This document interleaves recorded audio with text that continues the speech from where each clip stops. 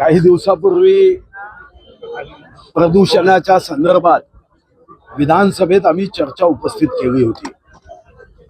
या चर्चेनुसार सन्माननीय पंकजाताई मुंडे पर्यावरण मंत्री यांचा दौरा सुद्धा चंद्रपूरमध्ये झाला। या दौऱ्यामध्ये अनेक शेतकऱ्यांनी काही तक्रारी केल्या। त्यापैकी एक महत्त्वाची तक्रार होती शेतकऱ्यांचं झालेलं नुकसान। या नुकसानीच्या संदर्भात मी स्वतः तहसीलदार महोदयांना चर्चा करून यांच्या शेतकऱ्यांच्या नुकसानीची एक समिती तयार झाली।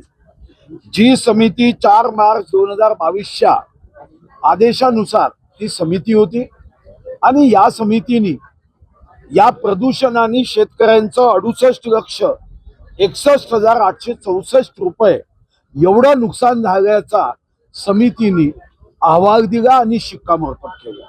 आता साधारणतः शेतकऱ्याचे 68,61,864 रुपयाचं नुकसान हे वारंवार मी प्रदूषण अधिकारी श्री यादव यांना दूरध्वनीद्वारे माध्यमातून सांगत होतो की आपल्या देशाच्या व राज्याच्या कायद्यानुसार हे शेतकऱ्यांची नुकसान भरपाई आपण दिली पाहिजे, अन्यथा तुम्ही स्वतः त्या कंपनीच्या मालकावर FIR करू शकता। पण त्यांनी जो एन्व्हायरमेंट प्रोटेक्शन ऍक्ट कलम 15 आहे किंवा भारतीय न्याय संहिता 223 आहे याचा उपयोग काही केला नाही। यामध्ये जी काही गडबड असेल ती भविष्यात येईलच। आम्ही आता यादव यांच्या ACBच्या चौकशीची मागणी केली, तेही पत्र आमचे ACB चौकशीला जात आहेत।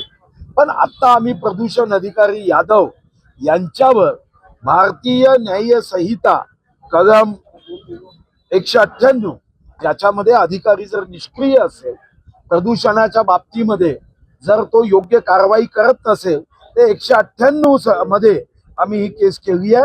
त्या पद्धतीने भारतीय न्याय संहिता कलम 202 नुसार आणि इतर 2 सेक्शन नुसार आम्ही या संदर्भात कारवाई केली आहे।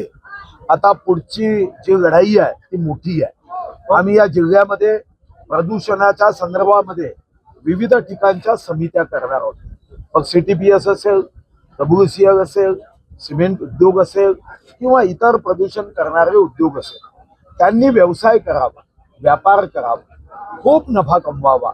पण नफा कमवताना जी जनता त्या परिसरात असते त्यांचं आरोग्य धोक्यात येईल, त्या ठिकाणची हवा प्रदूषित होईल किंवा पाणी प्रदूषित होईल किंवा शेतकऱ्यांचं नुकसान होईल, अशा पद्धतीची कोणतीही कृती उद्योग चालवताना अपेक्षित नाही आहे।